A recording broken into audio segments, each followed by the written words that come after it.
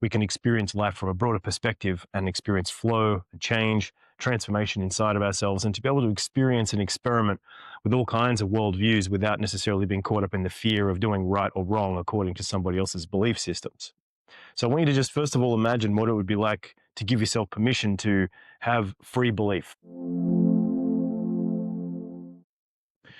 Now, I want to talk to you about the idea of metamagic, the ability to think above and beyond philosophy in a way that embraces your mind in a way where you can start to recondition and move beyond your traditional ideas of yourself, and then to be able to get to the core principles of what is really underlying your thinking and what guides you towards your own liberation and transformation when it comes to mastery. So the first principle that I'm going to reveal to you is the avoidance of getting stuck in frames, one particular way of thinking. Another way of saying it is to avoid dogmatic thinking, because avoiding dogma is a way of protecting ourselves from getting stuck in limited templates of the world and keeping you open to mental flexibility so that you can be free from the mental cages of beliefs that most people get caught up with, and let's say the indoctrination that happens when we start to see life from a limited box. And instead, we can experience life from a broader perspective and experience flow, change, transformation inside of ourselves, and to be able to experience and experiment with all kinds of worldviews without necessarily being caught up in the fear of doing right or wrong according to somebody else's belief systems. So I want you to just first of all imagine what it would be like to give yourself permission to have free belief, no particular belief, belief that is a means to an end rather than an end in itself. This is going to give you a type of flexibility about your thinking and help you to step into a world of more invitation of beliefs as tools rather than as permanent structures of truth. So this is something that can help you to unlock new spaces and experiences of reality, and also to lead you towards much more personal growth.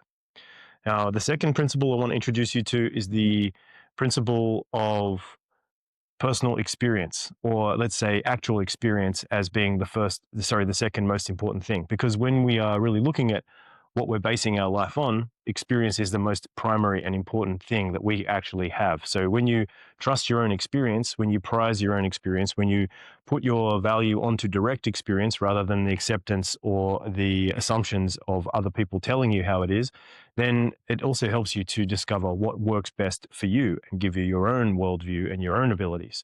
So what's it going to be like for you to start to have more of a sense of empowerment around your own experience, to learn from direct experience?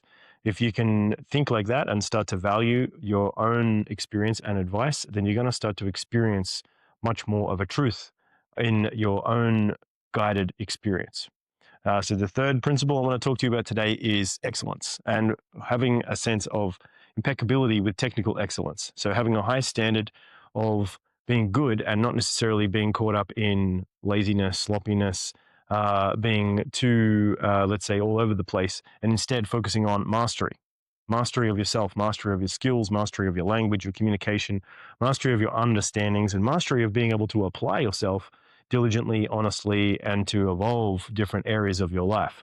Because mastery is not an accident, it's an application of skill, and ultimately it's a choice to be excellent.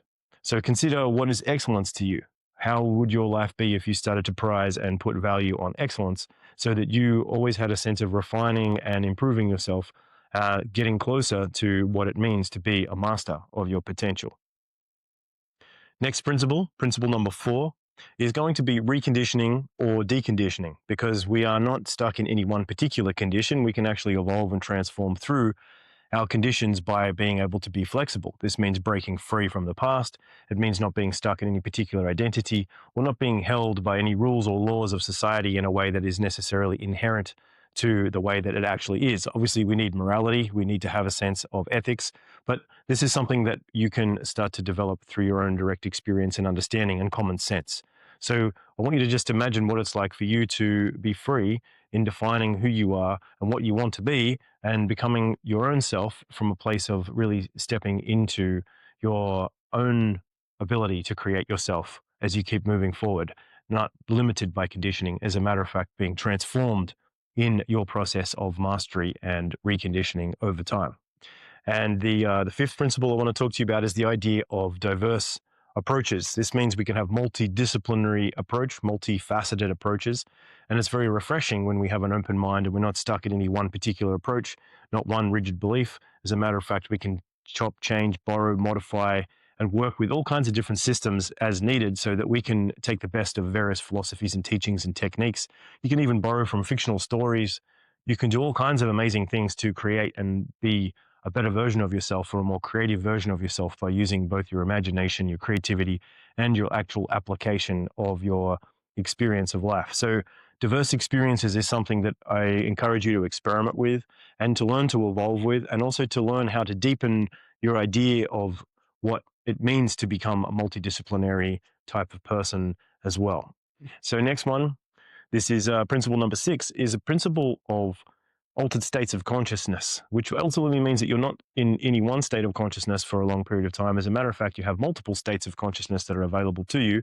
And if you become open to working with multiple states of consciousness, working with trance, working with relaxation, working with different encouraging states, or even working with altered states of consciousness from breathing, from sex, from different experiences, you can start to expand your mental, emotional, physical, spiritual experiences of life and start to have a much more dynamic form of self-awareness and self-expression. And once again, this is going to give you a lot of freedom, a lot of power, a lot of abilities to be able to gain all kinds of new perspectives and breakthroughs in different areas of your life. So just experiment and have a sense of like, what does it mean to be in an altered state of consciousness, and how could you start to access more altered states of consciousness, whether that's through relaxation or whether that's through excitation, whether that's through stimulation, whether that's through inhibitory means. You can work with all kinds of different trances, and I encourage you to spend your time having a look into these kinds of means of modifying your consciousness as you go through life. So there you have it. This is 6 powerful principles that you can use to approach your own path to self-liberation, to bring you closer to your own direct experience, and to help you to evolve on your journey of self-mastery of a liberated man, and to reach your ultimate destination of what it means to be a continuously evolving, masterful, self-creative, and ultimately self-fulfilling man on his journey. So when's a good time to start? How about right now? I want you to just think about what it would be like for you to be at the end of your journey of mastery, looking back and realizing that you made a choice to start right now. And then in this way, you're automatically just starting to already bring yourself closer to your truth, your power, and who you truly are. So thanks for watching. I hope you got some great value out of this little video. And if you'd like to learn more about these types of principles and ideas, make sure you like, subscribe, share this with some friends, and leave a comment in the comment section, ask some questions. I'd love to help you guys out. This is the Shaman saying, stay adaptable, stay real. May all your dreams come true, and I'll see you guys in the next video. What's up, ninjas? Thanks for watching the video. Make sure you like, subscribe, and share this material so that I can keep on growing this amazing channel. And if you'd like to get the help that I can offer, I would like you to check out the link in the description. Go to my website and you will be able to find amazing limited time offers to help you to be able to break through and make the changes that you would really like to have in your life. Until then, this is the Shaman saying peace out. May all your dreams come true, and I'll see you guys on the other side.